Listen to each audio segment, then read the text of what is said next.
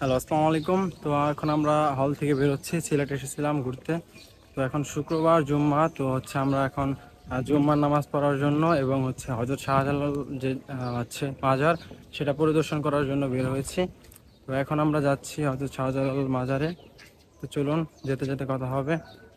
তো আমরা এখন মূলত বের হয়ে যাচ্ছি সিলেট ইঞ্জিনিয়ারিং কলেজের ভিতর থেকে। আমরা আজকে রাত্রে সেখানে ছিলাম। আমার এক ফ্রেন্ডস থাকে সেখানে হলে। তো আমরা সেখানে ছিলাম, সেখান থেকে মূলত আমরা এখন শাহজালাল মাজারের উদ্দেশ্যে রওনা দিয়েছি। তো এই সিলেট ইঞ্জিনিয়ারিং কলেজটা মূলত সিলেট কৃষি বিশ্ববিদ্যালয়ের সামনে অবস্থিত। সিলেটে একদিন বৃষ্টি হলে সেখানে পানি জমে যায়, তো তার জ্বলন্ত উদাহরণ আপনারা দেখতেই পাচ্ছেন। তো এখান থেকে আমরা বাই রোডে করে চলে আসলাম আম্বরখানা পয়েন্টে। সেখান থেকে মূলত আমরা হাঁটা পথ 2 থেকে 3 মিনিটে অতিক্রম করে চলে আসলাম হযরত শাহজালাল মাজারের দরগা শরীফের সামনে। এখানে মূলত অনেক রকমের দোকান আপনারা দেখতে পাবেন। এছাড়া বিভিন্ন উন্নত মানের হোটেল, আবাসিক হোটেল এগুলো রয়েছে।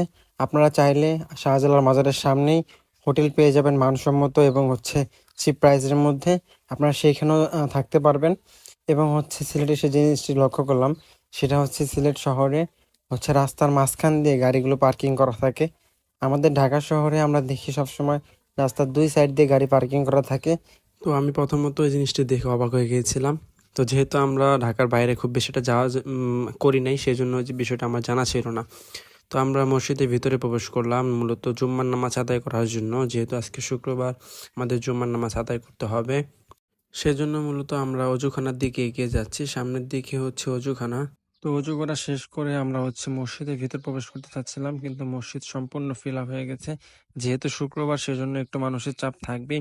তারপর আমরা মসজিদ প্রাঙ্গণে যে ফাঁকা অংশটা দেখতে পাচ্ছেন, এখানে চাদর বিছিয়ে দেওয়া হয়েছিল। এখানে নামাজ পড়লাম এবং নামাজ পড়া কমপ্লিট করে আমরা সামনের দিকে এগিয়ে যাচ্ছিলাম। এদিকে মূলত মেইন যে দরগা শরীফের গেট, সেই গেটের পাশের অংশ। এখানে একটি আলাদা একটি পয়েন্ট আছে। তো এই পয়েন্টটিতে আপনারা আসলে দেখতে পারবেন যে কত সুন্দর করে কবুতরগুলো এখানে ধান খাচ্ছে। তো অনেকেই এই মাজারে আসে বিভিন্ন মানত করার জন্য বা বিভিন্ন কিছু আল্লাহর দরবারে চাওয়ার জন্য। তো তারা এই শাহজালালের যে পছন্দের যে কবুতরগুলো আছে, এই কবুতরগুলোকে ধান, তারপর চাল এগুলো দিয়ে যায়। আপনাদের সামনে এক ভাই কিন্তু দিয়ে গেল।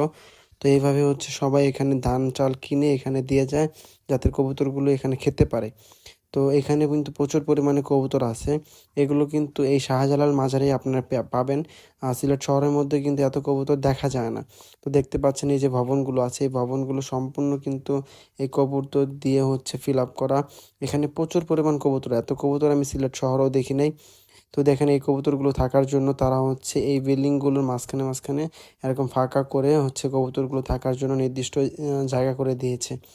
তো এই বিল্ডিংটা দ্বিতীয় তলায় মহিলাদের নামাজের জন্য জায়গা করা আছে। তো যারা মহিলা নিয়ে আসবেন তাদেরকে দুশ্চিন্তার কোনো সমস্যা হবে না, কারণ চাইলে সেখানে তারা নামাজও পড়তে পারবে।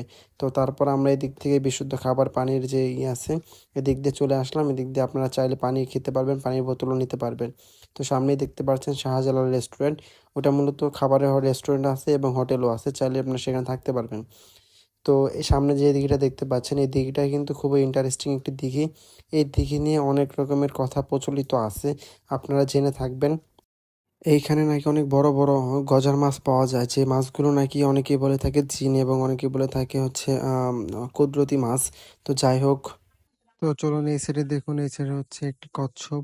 তো এটা আমরা দেখতে পেয়েছিলাম একটি কচ্ছপ। এরপরে আমরা একটি গজার মাছও দেখতে পেয়েছিলাম, তো সেটাও আপনাদের দেখানো যাক। তো এইখানে আপনারা যে মাছটিকে দেখতে পাচ্ছেন কালো, এটি একটি গজার মাছ। তো খুব বেশি বড় না, তবে আমরা দেখতে পেয়েছিলাম, এটি আমাদের সৌভাগ্য।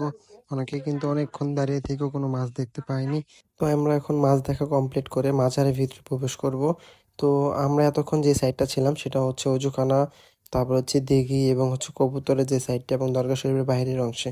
এখন আমরা যেখান দিয়ে প্রবেশ করতেছি এটা মূলত মাজার শরীফের অংশটা। তো যারা মাজার শরীফে আসবেন তাদেরকে অবশ্যই দরগা শরীফের গেট দিয়ে প্রবেশ করে তারপর এই সিঁড়ি দিয়ে উপরে চলে আসতে হবে। এই যে রুমটাতে আমরা সামনে দেখতে পাচ্ছেন, এই রুমটাই কিন্তু মূলত মাজার শরীফ।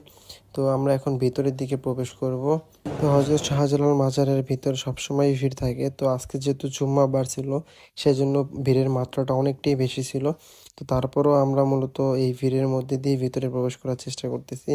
ভিতরে যদিও ভিডিও করার অনুমতি নেই, তা সত্ত্বেও আমি ভিডিও করেছি শুধুমাত্র আপনাদের দেখানোর জন্য। তো তো ভিতরের দিকে মূলত একটি সভার মতো কি জানি হচ্ছিল, তারা সেখানে আলোচনা করতেছে। তো আমরা এখন মূলত হযরত শাহজালাল রাদিয়াল্লাহু তাআলা আনহুর যে কবরস্থান তার সামনে দাঁড়িয়ে আছি। আমরা কবরটা দেখাবো না, শুধু বাইরে থেকে দেখানোর চেষ্টা করলাম। এটা মূলত গিলাপ দিয়ে ঢাকা ছিল। তো সেটা পরিদর্শন করে আমরা সেখান থেকে বেরিয়ে আসলাম। সেখানে ভিডিও করার কোনো অনুমতি ছিল না। সকলে দাঁড়িয়ে ছিল, সেজন্য কোনো রকমের ভিডিও করতে পারিনি। যতটুকু করেছি অতটুকুই যথেষ্ট। তো এরপর হচ্ছে আমরা এখান দিয়ে বের হয়ে দেখতে পেলাম যে এখানে প্রচুর পরিমাণ হচ্ছে মানুষের কবর দিয়ে বেষ্টিত করা ছিল। এখানে অনেক বিখ্যাত মানুষের কবরও আছে। এখানে বিভিন্ন এমপি, তারপর হচ্ছে মুক্তিযোদ্ধা, বিভিন্ন নায়ক, অনেকের হচ্ছে সংসদ সদস্য, সবার হচ্ছে এখানে কবর তারা দিয়েছে, যাতে সবাই এখানে জিয়ারত করে। আমরা নামাজ শেষ করে সকলের মতো এখান দিয়ে কবর জিয়ারত করে তারপর হচ্ছে দেখতেছিলাম। তো এখানে কিন্তু সালমান শাহ, তার কিন্তু কবর আছে।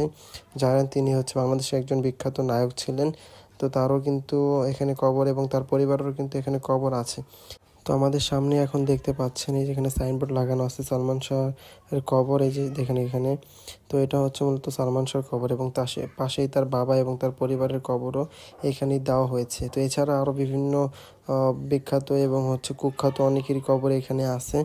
তো যাই হোক, আমরা এখান থেকে দেখা শেষ করে এখান থেকে বেরিয়ে আসলাম। তো আমরা মূলত ওই যে দিঘি আছে তার এই পাশ দিয়ে যে রাস্তা, সেখান দিয়ে আসলাম। এখানে মূলত হযরত শাহজালালের যে হচ্ছে এতিমখানা সেটা অবস্থিত আমরা দেখলাম, এবং এই পাশেও দেখতে পাচ্ছেন প্রচুর পরিমাণে কবর। তো এই জায়গাটা মূলত কবর দিয়ে ভরা। এত পরিমাণ কবর আমি আগে কোনো জায়গায় দেখিনি। গণকবরস্থানের মতো এই জায়গাটা প্রায় ধরতে গেলে। তো তারপর আমরা এখান থেকে সামনে এগিয়ে যাচ্ছিলাম। এইখান দিয়ে সামনে এগিয়ে গেলে বা এতিমখানা রোড দিয়ে সামনে যদি এগিয়ে যান, তাহলে আপনারা হচ্ছে হযরত শাহজালাল রাদিয়াল্লাহু তাআলা আনহু-এর ব্যবহারকৃত কূপ দেখতে পারবেন। তো আমরা চলে এসেছি হযরত শাহজালাল রাদিয়াল্লাহু তাআলা আনহু-এর ব্যবহারকৃত কূপের সামনে। তো এইখান দিয়ে আমরা ভিতরে প্রবেশ করলাম। তো ভিতরে প্রবেশ করার পর আমরা দেখতে পাচ্ছিলাম খুবই চমৎকার এবং খুবই সুন্দরভাবে এই কূপটির চারপাশে যে দেয়ালটা, সেই দেয়ালটাকে বানানো হয়েছে। এগুলো মূলত পাথরগুলোকে এখানে জয়েন্ট দিয়ে তারপর হচ্ছে কালো কালারের রং করে তারা এই জায়গাটা বানিয়েছে। ভিতরে কয়েকটি খেজুর গাছ এবং মাঝখানে হচ্ছে এই কূপটা। চারিপাশের দৃশ্যটা জাস্ট ওয়াও, জাস্ট অ্যামেজিং। তো এখানে হচ্ছে মূলত আগে অনেকেই হচ্ছে বিভিন্ন গোল্ডেন কালারের এবং বিভিন্ন কালারিংয়ের হচ্ছে মাছ তারা দেখতে পেত, তবে এখন আর সেই মাছগুলো নেই। কালের পরিক্রমায় মাছগুলো বিলুপ্ত হয়ে গেলেও এখনও পর্যন্ত রয়ে গেছে হযরত শাহজালাল রাদিয়াল্লাহু তাআলা আনহু-এর ব্যবহার করা কূপটা। তো চাইলে আপনারা দেখে নিতে পারেন এবং হচ্ছে এখানে এরকমভাবে আপনারা চাইলে ফটোশ্যুটও করে নিতে পারেন। আসসালামু আলাইকুম, দেখা হবে পরবর্তী কোনো ভিডিওতে।